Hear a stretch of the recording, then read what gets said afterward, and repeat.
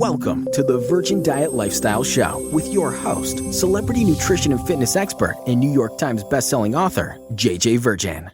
You've made the commitment. It's time to take back control over sugar and finally drop those extra pounds. So you go and clean out your kitchen, you stock it up with healthy foods, and you get started, and then it happens. You get the invitation to a friend's dinner party. So you go with the best of intentions, even letting everyone there know that you're on the sugar impact diet, and the next thing you know, they're spending the entire evening trying to get you to eat high sugar impact foods.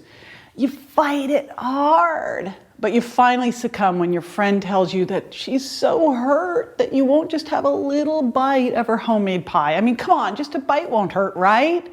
And heck, it's made from fruit, so you take the bite, then another, and you wake up the next morning feeling depressed, frustrated, and frankly defeated and ready to give up.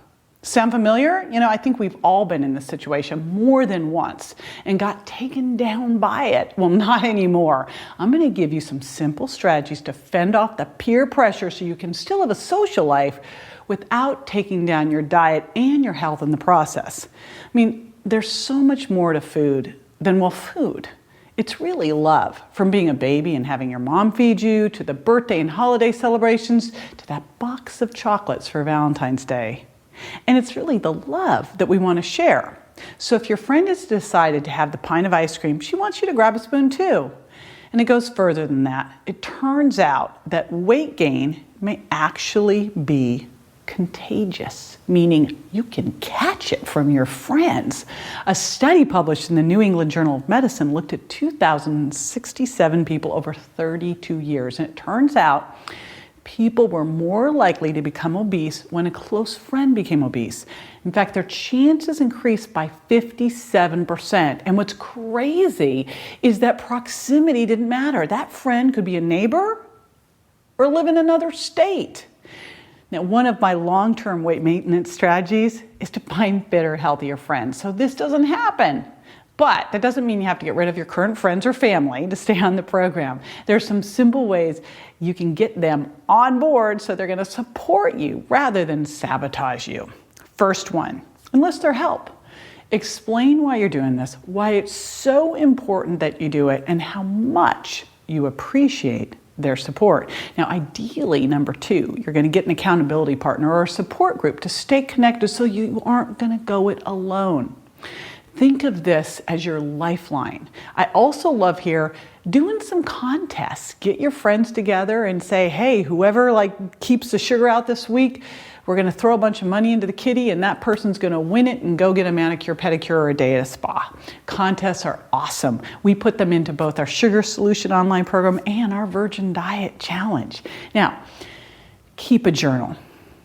If you know that you have to write it all down, all of it, you're going to be far less likely to succumb. And this is one of the things I tell people in journaling, because people tell me, oh yeah, I keep in a journal, but then I messed up, so I stopped. I'm like, no. When you keep a journal, you write the good and the bad. That's the point. And it's really interesting. There was a study done on weight loss that found that the single biggest determinant to success was whether you wrote it down or not. In fact, the people who journaled were twice as successful as the people who didn't.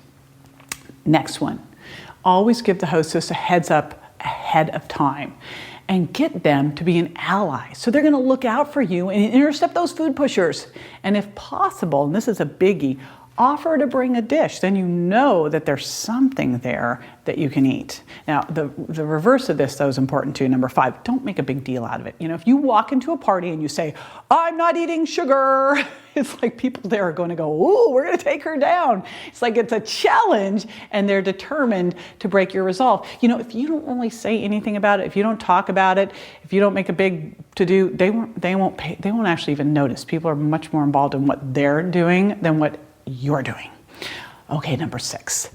If you were getting totally poked and prodded about this, explain that you were working with a health expert or a doc on a specific health issue, and while that cookie or the cake or that pizza looks so good and it smells amazing, you're just going to have to pass right now.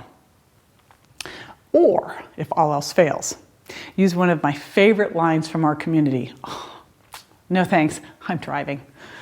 For more great strategies on how to deal with peer pressure, text 58885 and enter JJPeer, the number 1. That's JJPEER, the number 1. Space your first name, space, and your email address. Again, you text to 58885 and enter JJPeer1, space, your first name, space, and your email address. In the Sugar Impact Diet, I help you clear up the confusion around sugar and take back the control that sugar has over your life in just 2 weeks. You're going to lose your sweet tooth and shrink your waistline. So why wait? Start those 2 weeks today. Hey everyone, did you like this episode? Be sure to subscribe for the next one and tell a friend. If you like world-class training and cutting-edge information, visit thevirgindiet.com.